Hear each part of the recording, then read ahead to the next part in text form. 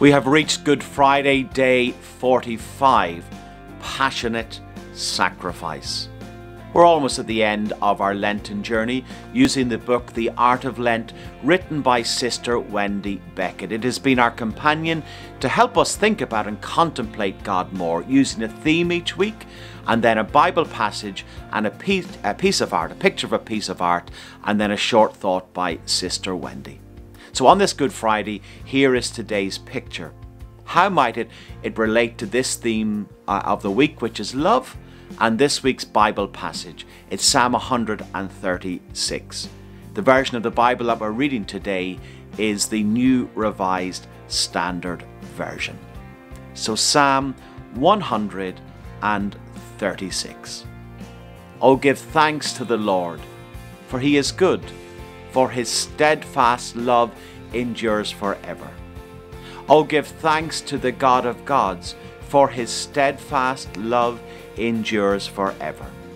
Oh, give thanks to the Lord of lords, for his steadfast love endures forever. Who alone does great wonders, for his steadfast love endures forever. Who by understanding made the heavens, for his steadfast love endures forever. Who spread out the earth on the waters, for his steadfast love endures forever. Who made the great lights, for his steadfast love endures forever.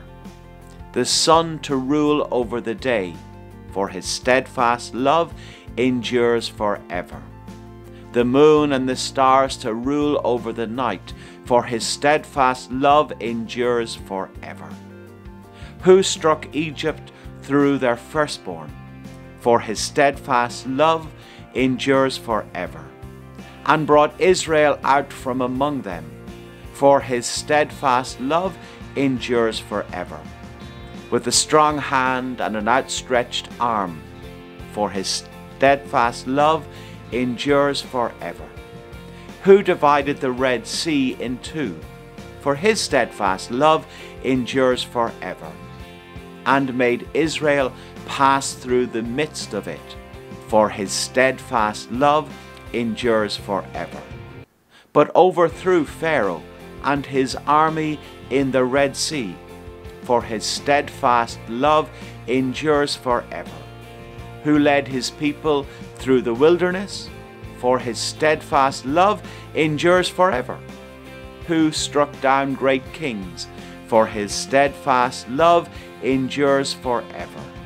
And killed famous kings, for his steadfast love endures forever.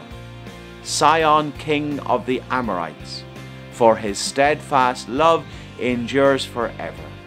And Og, king of Bashan, for his steadfast love endures forever.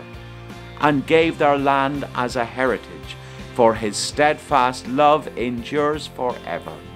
A heritage to his servant Israel, for his steadfast love endures forever.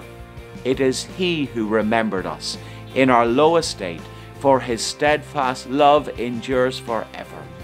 And rescued us from our foes, for his steadfast love endures forever. Who gives food to all flesh, for his steadfast love endures forever. Oh, give thanks to the God of heaven, for his steadfast love endures forever. On this Good Friday, our picture is Crucifixion by Craigie Aitchison, painted in 2008. In art, there are few crucifixions that stress the inner truth of Jesus' death, that Christ accepted with enormous happiness that he had accomplished all that his Father willed, says Sister Wendy. Shortly before his death, Craigie Aitchison painted this extraordinary crucifixion. The world has been reduced to absolutes in which only nature is innocent. The earth has become desert, and yet Jesus draws new life. The scarlet of a poppy, the very presence of the cross, has created a strip of living green against which we can make out Aitchison's beloved Bedlington dog. But above the land soars Christ on the cross, a luminous body blazing with the fire of love, says Sister Wendy. His features are consumed in the intensity of his passionate sacrifice. Over his head hovers the skeletal outline of the Holy Spirit. There are stars in the sky catching fire from the fire of Jesus, and we see the great curve of the rainbow, a sign of God's covenant with humankind. Atchison is showing us, says Sister Wendy, not what the crucifixion looked like, but what it truly meant. The verse of this week is Psalm 136, verse 1. "Oh, give thanks to the Lord, for he is good, for his steadfast love endures forever." On this Good Friday, what does God's steadfast love shown on the cross mean for us in our life?